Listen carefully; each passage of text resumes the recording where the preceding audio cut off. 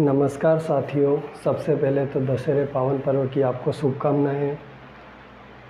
जैसा कि 29 सितंबर को बोर्ड ने रीट का रिज़ल्ट जारी कर दिया है।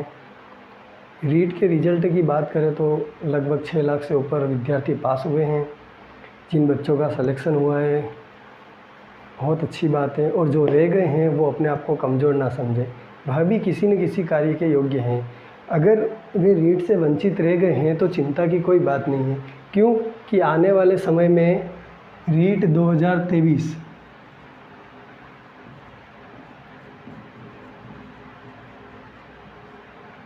मतलब आने वाले समय की यदि हम बात करें तो आने वाले साल वापस वो एग्ज़ाम पूर्ण होगा और आप अपनी योग्यता को वहाँ दर्शा सकते हैं। नहीं तो अभी वर्तमान में काफ़ी वैकेंसीज आने वाली है विदिन 2-3 महीने में या साल भर में, और अभी वर्तमान में एक लेटेस्ट वैकेंसी चल भी रही है जिसका नाम है CET।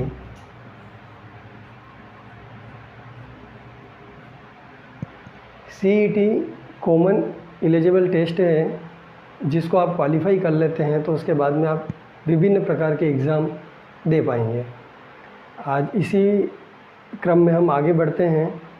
जिन विद्यार्थियों का रीट में सिलेक्शन हो गया और वो रीट मेंस की तैयारी करना चाहते हैं, मैं आज दशहरे के दिन से रीट के लगभग सभी टॉपिक, या ये कह सकते हैं कि मोस्ट इम्पोर्टेंट टॉपिक करवाने का प्रयास करूँगा।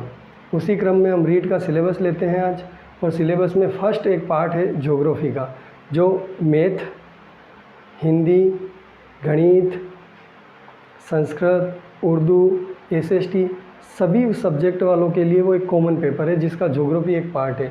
ज्योग्राफी पार्ट में सबसे पहला टॉपिक है, जैसे कि मैं सिलेबस देख पा रहा हूँ, सिलेबस में सबसे पहला टॉपिक है राजस्थान के भौगोलिक स्वरूप। तो आज हम राजस्थान के भौगोलिक स्वरूप पे चर्चा करेंगे। राजस्थान के भौगोलिक स्वरूप, जिसका सबसे पहला टॉपिक होता है राजस्थान की स्थिति एवं राजस्थान का विस्तार।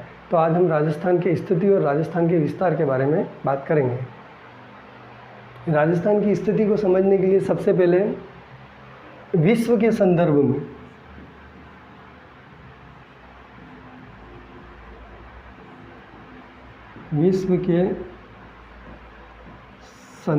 में राजस्थान की क्या स्थिति है। विश्व के संदर्भ की हम बात करें तो विश्व के संदर्भ में राजस्थान की स्थिति की बात करें तो विश्व हमारा एक इस तरीके से ये विश्व है। विश्व को हमने 2 भागों में बांटा है, भूमध्य रेखा और एक जो खड़ी रेखा आती है उसे कहते हैं प्रधान मध्य रेखा। इस तरीके से हम इस भाग की बात करें, इधर हमारा उत्तर होता है, इधर दक्षिण होता है, इधर पश्चिम होता है और इधर पूर्व होता है। हम इस ग्लोब पे, जैसे कि इस ग्लोब पे यदि हम राजस्थान की चर्चा करें कि हमारा राजस्थान किस दिशा में आता है, वह राजस्थान की स्थिति को दर्शाता है। राजस्थान हमारा इस जगह पे आता है। यहाँ पे हमारा एक पूरे विश्व के अंदर 7 महाद्वीप होते हैं। हमारा राजस्थान एशिया महाद्वीप के अंदर आता है और एशिया महाद्वीप हमारे इस जगह पे पड़ता है। इस एशिया महाद्वीप में भारत आता है और भारत में राजस्थान आता है। भारत इस जगह पे आता है, इस जगह पे, और इसमें राजस्थान आता है। तो अब हम बात करें, इस भाग के इधर को हम बोलते हैं उत्तरी गोलार्ध और इस भाग के इधर को बोलते हैं पूर्वी गोलार्ध। तो ये हो जाता है टोटल मिला के उत्तर पूर्वी गोलार्ध। इसकी चर्चा करेंगे हम, ये हो जाएगा दक्षिण पूर्वी गोलार्ध।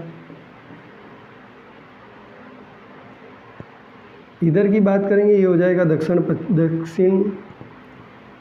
पश्चिम गोलार्ध।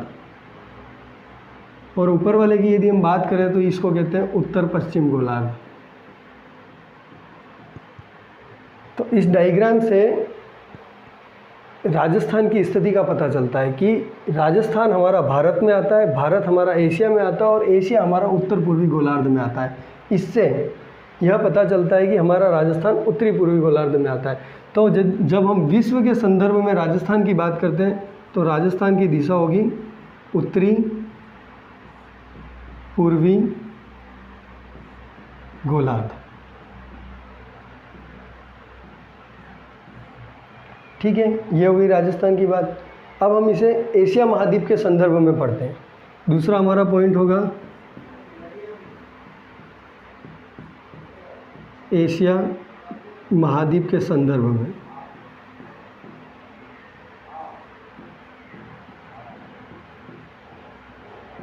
एग्जामिनर कहीं से भी प्रश्न उठाए, प्रश्न हमेशा सही होना चाहिए, डंके की चोट पे।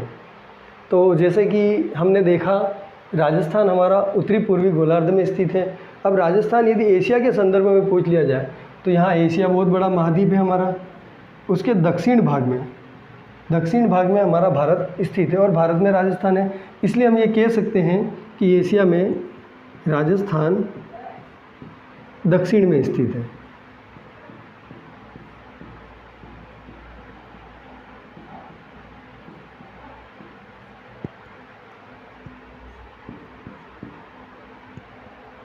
भारत के संदर्भ में बात करें,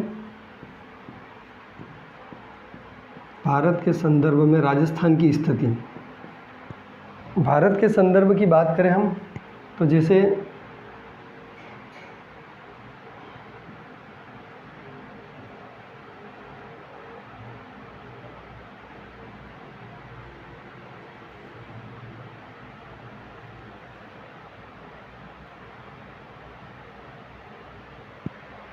भारत के संदर्भ की बात करें तो यहाँ पे पड़ता है गुजरात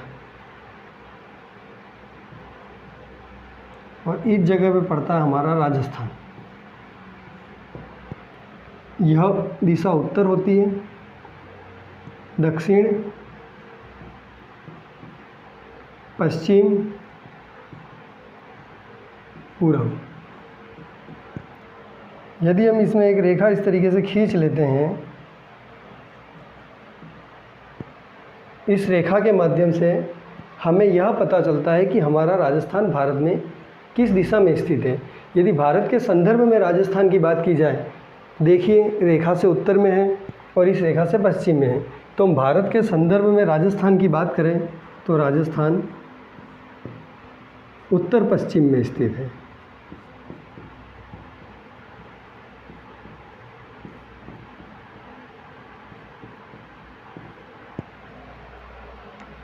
इस तरीके से हमने ये जाना कि राजस्थान विश्व के संदर्भ में उत्तरी पूर्वी गोलार्ध में स्थित है। यदि एशिया की बात करें, एग्जामिनर पूछे कि एशिया के संदर्भ में राजस्थान कहाँ स्थित है तो एशिया के दक्षिण में स्थित है। और यदि भारत के संदर्भ में हम राजस्थान की बात करें तो राजस्थान उत्तर पश्चिम में स्थित है। अब हम राजस्थान के विस्तार के बारे में पढ़ेंगे। किसी को नोट करना हो तो नोट कर लेंगे।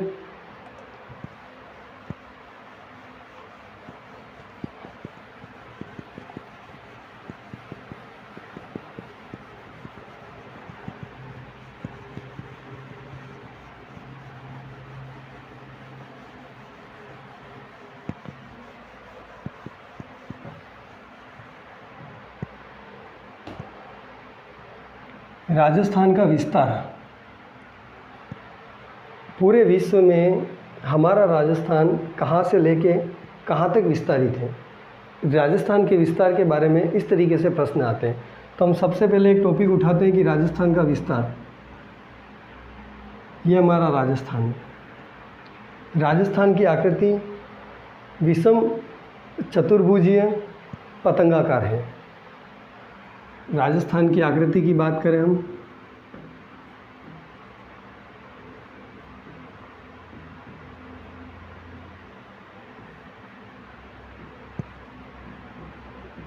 विषम कोणीय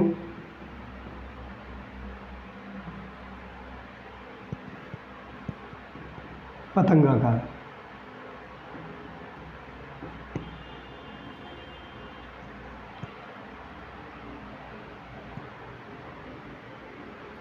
राजस्थान की अक्षांशीय स्थिति की बात करें, राजस्थान जो हमारा है,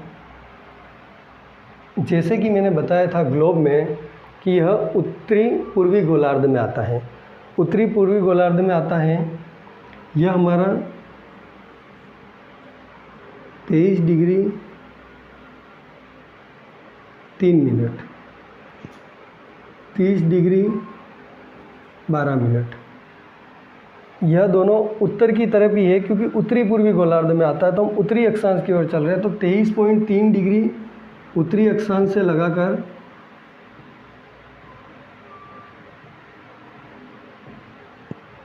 30.12 डिग्री उत्तरी अक्षांश